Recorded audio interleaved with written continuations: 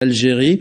Nous revenons également sur la stratégie d'un ministère clé dans ce secteur. Vous allez nous parler de votre domaine d'activité dans un moment et vous allez nous parler aussi du développement du secteur IT en Algérie. Majidi Madalou, vous êtes organisateur d'ICT Maghreb.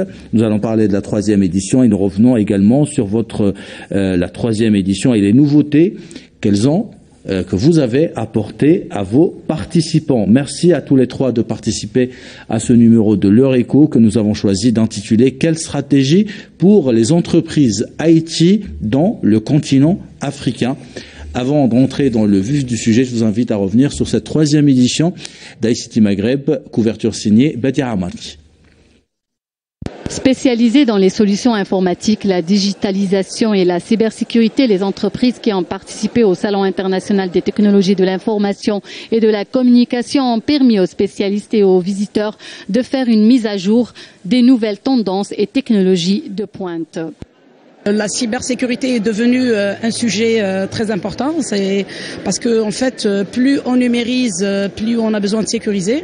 Et vous savez qu'on est en phase de transformation numérique, donc forcément, on accompagne la numérisation, mais qui doit être aussi, il faut sécuriser. Il faut avoir une stratégie nationale en matière de cybersécurité. Nous sommes prestataires de services informatiques présents sur le marché algérien depuis 10 ans. Nous accompagnons nos clients dans la mise en place de leur infrastructure. On est en train de de négocier avec les exposants étrangers qui sont présents dans ce salon pour pouvoir en fait présenter nos solutions dans leur pays. Autre maillon fort de notre écosystème numérique, les startups qui étaient nombreuses à cette 3e édition d'ICT Maghreb. Elles ont proposé des solutions et des services innovants. Aujourd'hui, on présente dans ce salon les dernières nouveautés telles que par exemple la borne interactive libre service qui permet de faire des prises de commandes chez les restaurants ou les fast-food et enchaîné par le paiement. Aujourd'hui, après 6-7 ans d'existence, hormis les années Covid, on est à 80 employés, spécialistes de la transformation digitale et maîtrisant toute la chaîne de production allant du traitement physique, numérisation, traitement d'images, indexation, jusqu'à la mise en place de solutions de gestion électronique des documents. Et vraiment fier d'être attributaire de projets de numérisation de fonds culturels de la Bibliothèque nationale, dans l'objectif de donner cette matière numérisée au profit des chercheurs. ICT Maghreb, dans sa 3e édition, représente un rendez-vous incontournable pour les spécialistes du secteur pour chercher de nouveaux marchés et nouer des partenariats avec des entreprises étrangères. Nous sommes bien impressionnés par l'intérêt que les sociétés algériennes portent vers la Russie, les sociétés qui viennent de la Russie et les perspectives de collaboration avec les sociétés algériennes sur le marché algérien aussi bien que sur le marché russe. Donc notre société, c'est une compagnie de conseil qui fournit de l'équipement, qui fournit des solutions, soit clés à la main, soit dans la partie dont les clients ont besoin. Au moment où l'Algérie se prépare à entamer sa mue numérique et digitale, les entreprises algériennes ont plus que jamais besoin de nouer des partenariats stratégiques avec des firmes mondiales spécialisées dans la digitalisation, le numérique et la cybersécurité. Voilà pour cette couverture et nous commençons cette émission avec un premier tour total. Nous allons commencer avec vous, Majidi Madalou. Vous êtes l'organisateur de cette 3e édition. Qu'est-ce qui a caractérisé cette 3e édition par rapport aux éditions précédentes ? Bonsoir, merci pour l'invitation. On va dire que pour cette 3e édition, on vient de le voir sur le reportage, une forte participation d'entreprises étrangères qui sont venues pratiquement donc de plusieurs continents, on va dire européens, africains et aussi du Middle East. Voilà. Pour vous, Boualem Bessayah, c'était qu'est-ce qui a caractérisé cette 3e édition ? Alors nous, c'est la 3e fois qu'on participe à cet événement. Cette année, on a eu la chance d'avoir en fait des pays africains qui étaient en fait présents sur le salon, et on a pu lier en fait des contacts pour présenter nos solutions et services pour pouvoir préparer en fait un plan d'exportation vers ces pays-là. Par ailleurs, en fait, le thème de cette édition, en fait, c'était la santé connectée. Donc, nous avons profité de cet événement pour présenter une application qu'on avait développée pour le Centre national de pharmacovigilance. Et en fait, c'est une application qui permet aux professionnels de la santé et aux patients de pouvoir en fait déclarer les effets indésirables, que ce soit médicaments, vaccins ou plantes médicinales ou dispositifs médicaux en temps réel et derrière qui soit traité par le Centre national de pharmacovigilance. Donc cette application elle est disponible en libre service, donc téléchargeable directement via l'App Store. Donc voilà. Donc c'était les deux principaux axes, présenter nos services aux entreprises qui sont présents internationales, plus aux visiteurs qui passent en fait dans le salon. Voilà. Nous allons parler de votre société dans un instant, qui est spécialisée, je rappelle, dans la numérisation, mais les services également. Vous allez nous dire votre domaine de prédilection dans un moment. Monsieur Ali Nabi, qu'attend le ministère de la Poste et des Télécommunications d'ICT ou de ce genre d'événement? Bonsoir, merci pour cette invitation. Tout d'abord, les technologies de l'information et de la communication, c'est des prérogatives, c'est des missions pour le ministère de la Poste et des Télécommunications. C'est aussi un outil pour développer le secteur et c'est aussi un outil pour développer aussi bien l'économie algérienne. Donc c'est naturel pour nous de soutenir, d'encourager ce genre d'événements qui mettent en exergue les technologies de l'information et de la communication et qui sont aussi une rencontre, pour nous aussi c'est une rencontre annuelle pour faire le point actuel de ce qui a été réalisé, que ce soit par les entreprises étatiques ou privées, mais aussi par les startups qui sont actives dans le domaine des technologies de l'information et de la communication. Ça, c'est d'un côté.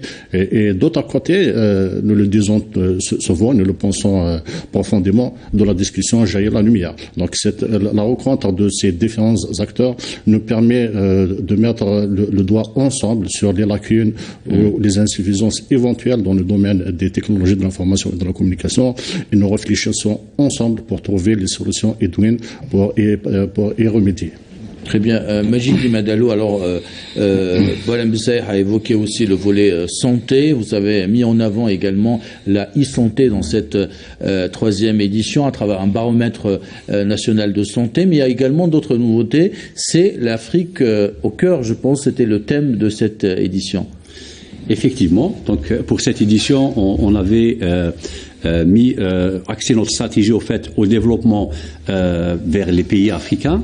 Comme on sait tous que l'État algérien a mis en place un certain nombre d'investissements, on va dire, dans les infrastructures de base, et il est temps en fait de réfléchir comment on peut rentabiliser ces infrastructures qui sont vraiment très très lourdes, et inévitablement le retour sur investissement se fait systématiquement à travers les sociétés algériennes, que ce soit du secteur privé ou bien du secteur public, et notamment favoriser un petit peu l'export vers les pays voisins et des pays de l'Afrique de l'Ouest, l'Afrique centrale et ainsi de suite.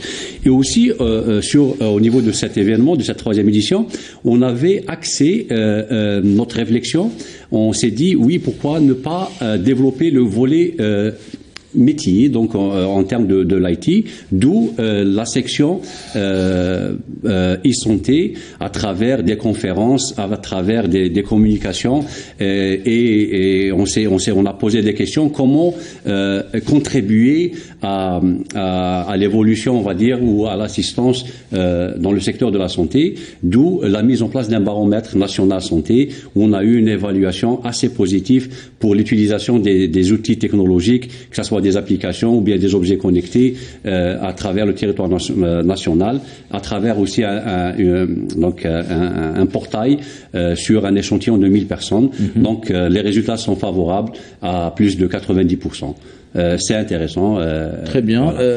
Paul Mbessaïr, on comprend au fil de la discussion que les technologies de l'information et de la communication sont intimement liées finalement à tous les secteurs. On vient de voir la santé. Avant de parler des entreprises algériennes, parlez-nous de ce que vous faites. Quel est votre domaine de prédilection? Comment vous accompagnez les entreprises algériennes dans leur mue numérique?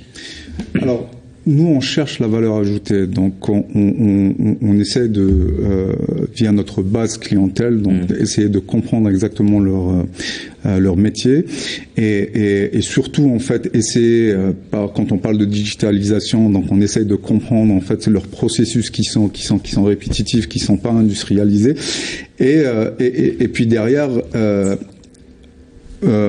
utiliser, en fait, les outils qui sont déjà en place pour digitaliser ou industrialiser le processus en question. Donc, je peux vous donner des exemples. Par exemple, on a un laboratoire, je dirais pas le nom, mais leur agent de terrain, en fait, ils sont en contact direct avec les médecins, les pharmaciens, les personnels de santé, et en fait, ils remontent en fait des informations directement au siège pour consolider tout ça une fois que toutes les informations ils sont remontées. Donc ça se faisait une fois par semaine et derrière il y avait une personne en fait qui consolidait tout ça avec des dashboards. Bien entendu, en fait, il y avait des problématiques d'information en temps réel. Donc là, ils n'avaient pas en fait l'information en temps réel et surtout en fait les erreurs humaines en manipulant en fait ces données-là. Donc dès qu'on a compris en fait leur processus, on a travaillé avec eux pour mettre en place en fait une plateforme avec un outil digital en fait directement à partir des téléphones en fait de leurs agents sur le terrain, pour remonter l'information et consolider tout ça en temps réel avec bien sûr des dashboards. Donc voilà, nous en fait on recherche toujours de la valeur ajoutée dans les solutions qu'on propose à nos clients. Je vais revenir vers vous dans un moment pour nous dire comment aller plus vite et comment accompagner justement ces entreprises à travers peut-être des systèmes d'avantages ou de facilitation ou d'incitation justement pour digitaliser. Monsieur Nabi, Majidi Madalou a rappelé l'importance des infrastructures pour aller notamment vers le continent africain. C'est un élément qui est très important pour développer notre économie, pour l'émergence de nouveaux services. Est-ce qu'on peut revenir sur les réalisations qui sont importantes pour vous aujourd'hui au ministère de la Poste et des Télécommunications ? Merci pour cette question pertinente. Et évidemment, la clé de la transformation numérique aujourd'hui, ou bien les prérequis, revient toujours à l'infrastructure des télécommunications.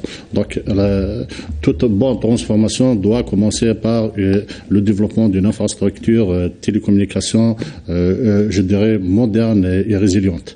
À ce titre, notre département ministériel ou bien notre secteur s'étale à développer cette infrastructure. Commençons déjà par le développement de la bande passante à l'international. Comme vous le savez, cette question et cette capacité de bande passante à l'international est importante, voire primordiale pour améliorer la qualité de l'Internet. Je rappelle les chiffres peut-être. En 2020, nous étions à 1,5 terabits par seconde en termes de bande passante à l'international. En 2021, nous avons atteint 2,7 terabits par seconde et en 2022, nous avons atteint 7,8 terabits par seconde. Donc, vous enregistrez quand même un saut qualitatif que nous avons enregistré en 2022.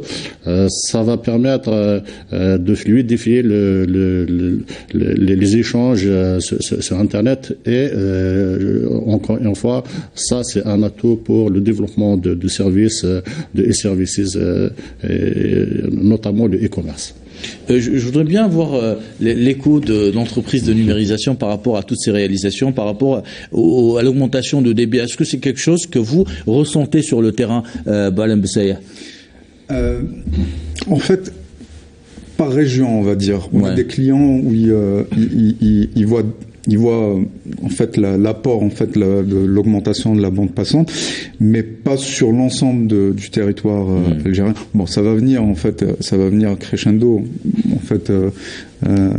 Ali, en fait, il a expliqué en fait l'augmentation qui a été faite en 2020, 2021 et 2022. Donc, ce qui est important comme augmentation.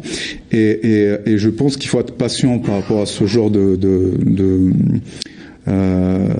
projet, parce que en fait ça prend du temps. Enfin, les gens il faudra prendre la dimension en fait géographique de l'Algérie pour comprendre exactement. C'est étonnant de la part d'un chef d'entreprise dans Haïti de dire il faut être patient, parce qu'on est, il faut le dire, dans l'instantanéité. On se compare, qu'on le veuille ou non, avec d'autres pays qui nous dépassent peut-être de plusieurs années dans ce domaine.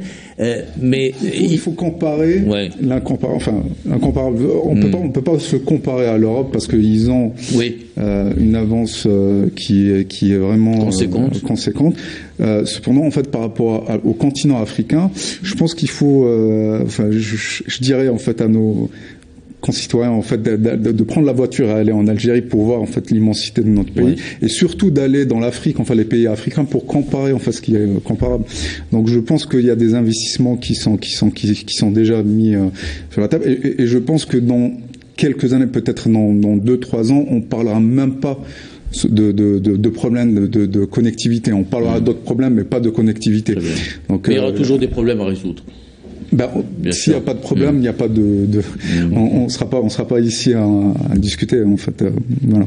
Majidi Madalo, parlons d'Afrique, parce que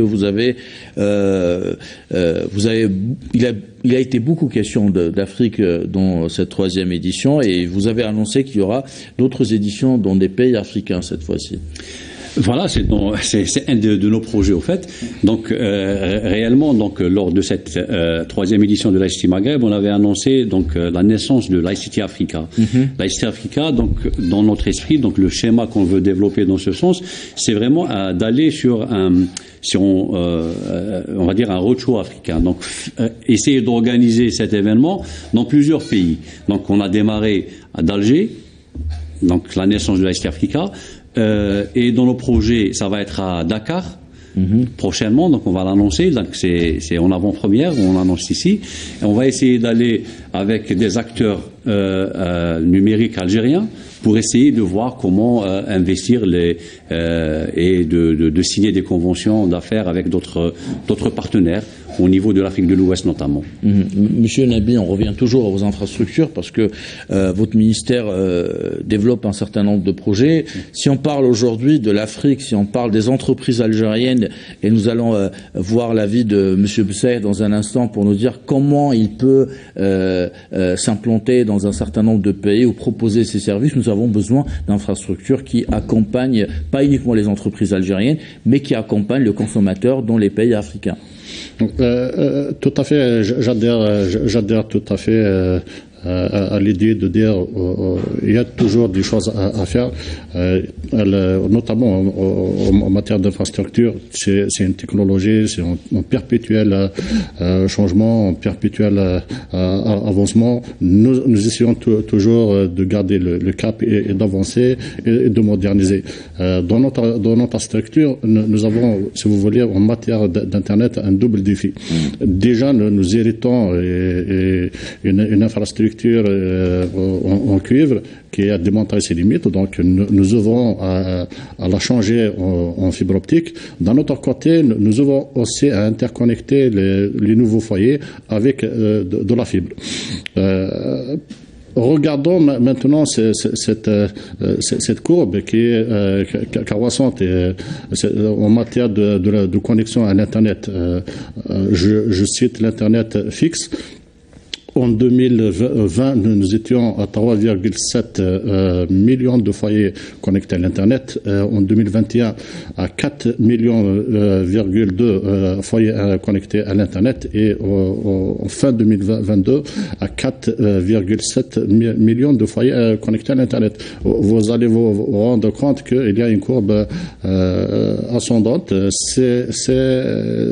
Nous tirons satisfaction de cette courbe, et les efforts continue, bien sûr, pour couvrir l'ensemble du territoire national. Revenons à certaines zones qui sont éloignées, peut-être pour les opérateurs de téléphonie, de télécommunications en général, c'est pas des zones rentables. Il y a des mécanismes de l'État qui permettent de soutenir ces opérateurs pour aller s'implanter bien couvrir ces zones. Il y a déjà une commission intersectorielle qui a identifié quelques 1400 localités non couvertes en matière d'Internet et de la téléphonie. Il a donné son aval pour commencer les travaux. C'est déjà... Ça fait partie des infrastructures et des projets structurants pour couvrir l'ensemble du territoire national. S'il y a une politique dans le domaine, c'est couvrir l'ensemble du territoire national et que cet Internet et cette téléphonie soient aussi accessibles à l'ensemble des franges de la société.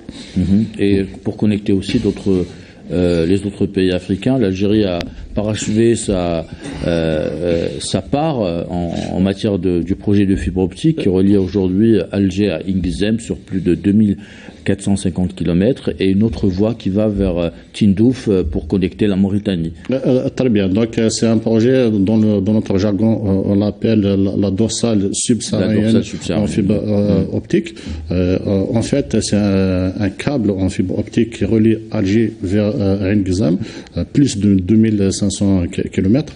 Déjà, on tient à souligner que ce passage de câble, déjà, c'est au bonheur des citoyens algériens. On a pu désenclaver l'ensemble ou bien une bonne partie des wilayas, notamment des wilayas des hauts plateaux et du sud, grâce à ce passage. Mais aussi, comme vous le savez, l'Internet, comme on l'appelle, la toile d'araignée mondiale. Donc, c'est des réseaux interconnectés. L'Algérie va s'interconnecter aussi avec un ensemble de pays africains. Et comme vous l'avez souligné, M. Suig, l'Algérie a terminé sa partie. Les autres pays travaillent aussi d'arrache-pied pour se connecter à un câble.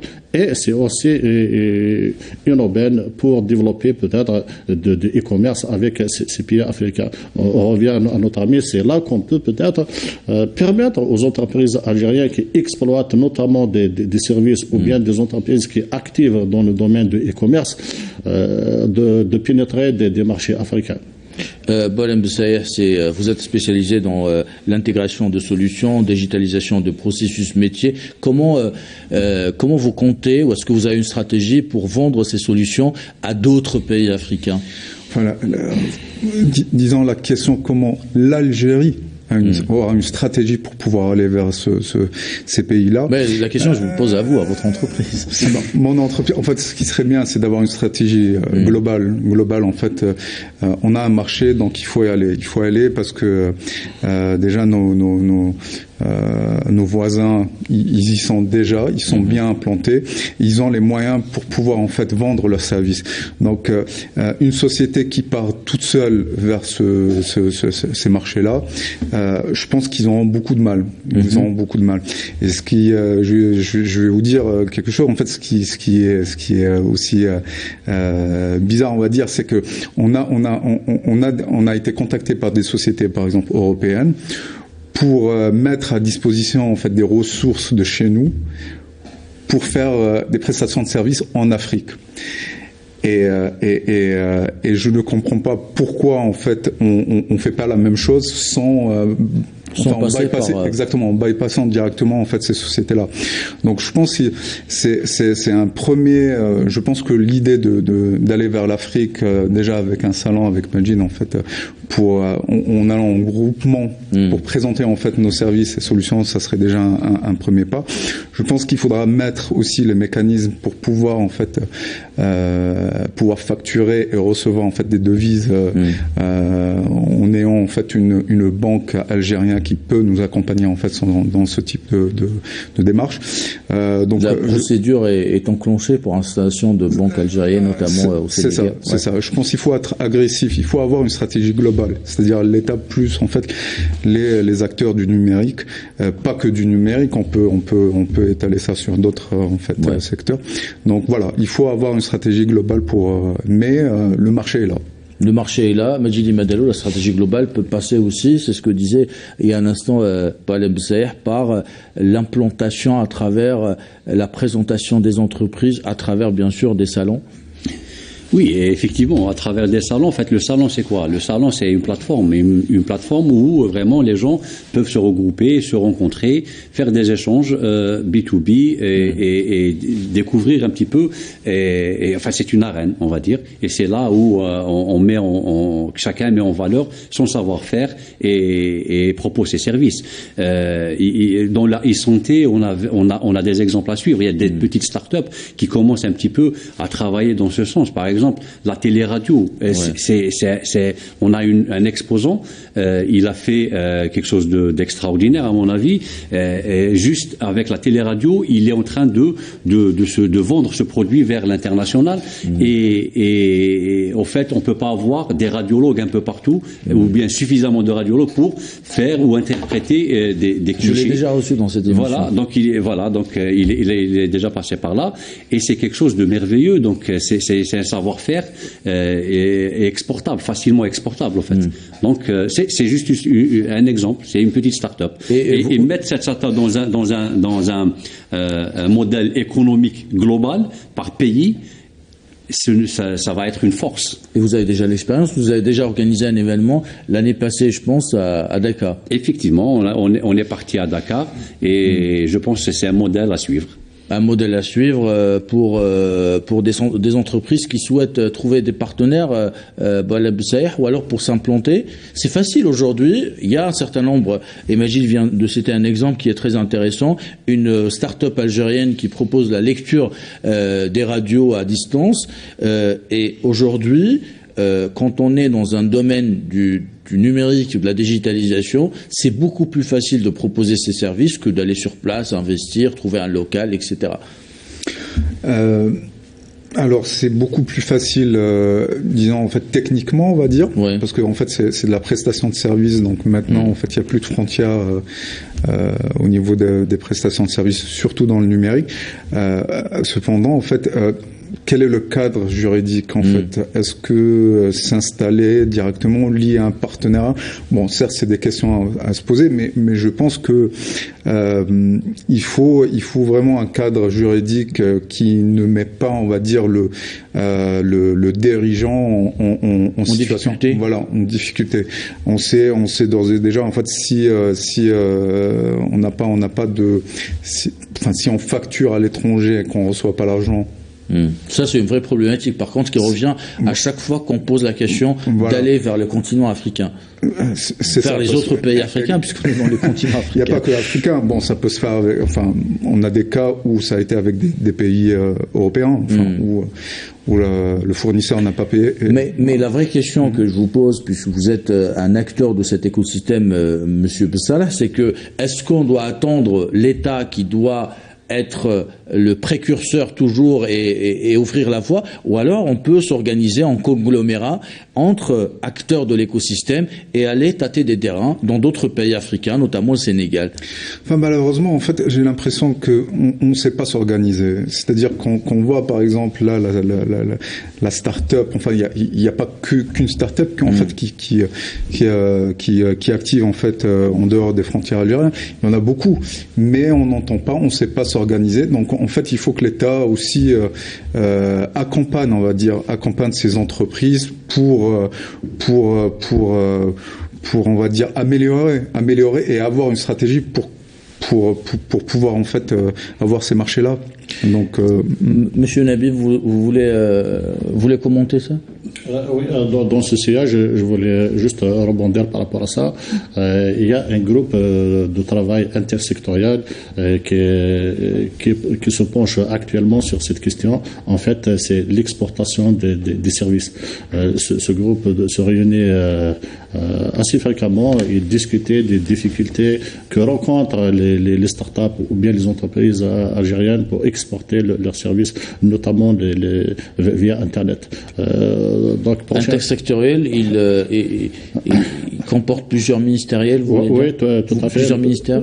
Plusieurs ministères, dont notre département ministériel, le département ministériel chargé du numérique, ainsi que le département... Il implique le secteur privé aussi? Mais le département ministériel chargé des startups, ainsi que le ministère du commerce. Bien sûr, ce groupe va s'élargir, il va inviter les entreprises privées, les startups, pour les écouter et mettre le doigt sur leurs difficultés et trouver des solutions édouines dans ce sens. Ça va droit vers ma question que j'allais vous poser. Quelles sont les priorités aujourd'hui? Quels sont les impératifs à faire actuellement? C'est très bien. On est dans un monde qui évolue rapidement. Monsieur Besser vient de citer les entreprises européennes qui souhaitent passer par lui pour exporter leurs services dans d'autres pays africains. Personne ne nous attend dans des pays africains. Il faut aller vite. Alors, quelles sont les priorités aujourd'hui, selon vous?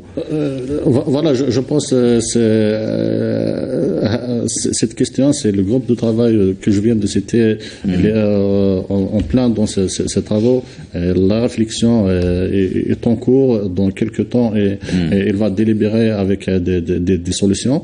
Je suis sûr que dans peu de temps, ils vont inviter des entreprises, des startups pour se concerter et trouver des solutions. N'oublions pas aussi qu'au sein de notre département, mais au sein de notre secteur, nous avons l'Agence nationale de promotion et de développement des parcs technologiques qui accompagne pas mal de startups. Ils ont ce feedback que nous les écoutons pour mettre le doigt aussi sur les difficultés que rencontrent les startups dans ce domaine. Monsieur Psser, quelles sont les priorités aujourd'hui? Quels sont les impératifs? En tant qu'acteur de cet écosystème, un acteur privé? Alors je pense qu'il faut de la confiance. Il faut de la confiance entre les différents acteurs en fait de cet écosystème pour qu'on puisse améliorer en fait le climat des affaires. Et puis après, il faut avoir une stratégie globale, que ce soit par l'État ou que ce soit par les acteurs du numérique, pour pouvoir en fait aller chercher en fait ces marchés-là. C'est un mot qui est très intéressant, qui retentit à chaque fois qu'on parle de ce genre de projet stratégique, la confiance. Comment on construit cette confiance aujourd'hui? Alors, en fait, c'est une question assez large. De votre point de vue, bien sûr. Alors, je vais vous dire, en fait, il faut, en fait, en fait, il n'y a pas de solution. Il faut y croire. En fait, on n'a pas un deuxième pays, on va dire. On voit, en fait, tout le monde voit ce qui se passe un peu partout dans le monde, que les choses vont vite. Et quelle est notre place, en fait, pour nos enfants surtout? Donc, il faut qu'on arrive à trouver les solutions pour pouvoir, en fait, compétitif pour les années à venir en fait, et surtout pour laisser en fait un monde meilleur, on va dire, même si on n'est pas dans un monde parfait, on va dire. Medjidi Madalou, comment construire aujourd'hui cette confiance et comment aller dans d'autres pays aussi avec d'autres éditions peut-être? Nous, en fait, à travers ICT Maghreb et notre souhait, en fait, même avec d'autres salons de l'écosystème, c'est d'essayer de travailler ensemble et de faire de l'Algérie un hub technologique déjà. Et à travers notre position géographique, pourquoi pas réellement une ouverture vers l'Afrique, et à partir d'Alger, on peut réellement connecter et pouvoir exporter nos services. Et voilà, c'est une plaque tournante réellement, un réel hub technologique. C'est ce que j'appelle un hub technologique. On fait un dernier tour de table, Monsieur Nabi, votre actualité pour terminer cette émission. Si on revient à cette confiance numérique, alors au sein du ministère de la Poste et de la Communication, nous œuvrons à édifier une société d'information inclusive, en ce sens que chaque citoyen utilise les technologies de l'information et de la communication, que ce soit dans sa vie active, dans sa vie professionnelle ou dans la vie sociale. Et pour ça, bien sûr, la confiance, ça commence déjà par la sensibilisation et l'encouragement d'utilisation des TIC, mais on encourage la bonne utilisation. Aujourd'hui, peut-être la plupart des jeunes sont sur des réseaux sociaux. Peut-être qu'il serait bien de les orienter pour consommer un contenu éducatif intéressant pour se développer sur le plan personnel et intellectuel. Monsieur Psaïa, votre actualité aussi, pour parler toujours de votre entreprise et vos priorités dans les prochains mois, dans les prochaines années, pour le développement. Alors, en fait, nous, dans l'informatique, c'est vrai qu'on aimerait voir des champions. On aimerait voir, en fait, des grandes sociétés, en fait, des grandes entreprises algériennes qui peuvent, en fait, répondre déjà aux besoins du marché algérien et attaquer, en fait, d'autres marchés. Et ça, en fait, c'est notre souhait. En tout cas, c'est notre souhait, c'est de pouvoir, en fait, aller, on va dire, sûrement, mais en fait arriver à cette étape où on puisse en fait avoir en fait une vraie structure et une vraie société. Et nous avons les capacités, vous pensez, aujourd'hui, pour avoir des champions? Alors, en tout cas, il y a de la jeunesse, donc il faut les former, il faut former vers ce type de métier. En fait, le digital, déjà en 2030, on sait même pas. En fait, il y a des métiers qui vont disparaître, il y a des métiers qui vont apparaître. Donc, il faut former en fait ces jeunes-là. On a une jeunesse, donc c'est ça notre force. Donc, il faut les former, il faut proposer après derrière en fait des services, que ce soit vers l'Afrique, marché africain ou les marchés en fait européens. Je pense nos voisins le font déjà, donc il faut qu'on essaie de rattraper en fait le retard. Voilà, en fait. Medjidi Madalou. J'espère qu'on va contribuer au fait à cette émergence de la jeunesse et contribuer aussi même à petite échelle, à notre niveau, à l'effort considérable qui est fourni par l'État algérien, que ce soit dans la formation, le nombre d'étudiants qui sont, chaque année, le nombre d'ingénieurs et tout ça, le nombre de start-up qui voient le jour d'une façon extraordinaire. On aimerait bien contribuer un petit peu et leur donner un petit peu la chance de côtoyer les géants de l'informatique et de l'IT en général. C'est urgent aujourd'hui de canaliser tous ces efforts justement pour empêcher nos jeunes de partir, parce que nous avons des compétences qui partent encore malheureusement à l'étranger, et leur faire confiance et leur donner des outils entre les mains pour créer cette société de demain, plus digitalisée, plus à l'ère du temps. Je sais. Alors moi, le problème que ces personnes, ces personnes-là partent, en fait, pour moi, c'est pas un problème, parce que en fait, il faut qu'on arrive à les faire revenir. Parce que partir, en fait, de toute façon, ils vont apprendre en fait à monter en compétence sur des technologies que nous on n'a pas. Mais par contre, il faut leur vendre, on va dire vendre une société en fait pour qu'ils puissent revenir et créer de la richesse ici en Algérie. Il y en a beaucoup qui le font. En fait, moi j'étais amené en fait à aller finir mes études en fait en Europe, à travailler là-bas, mais je suis revenu et je ne regrette pas. Donc je pense que je ne suis pas seul. En fait, il y a beaucoup en fait de personnes qui ont eu ce parcours-là. Et donc il faut pas se focaliser sur les personnes qui veulent partir, mais plutôt en fait les personnes qu'on aimerait qu'ils reviennent. Très bien, merci à tous les trois d'avoir participé.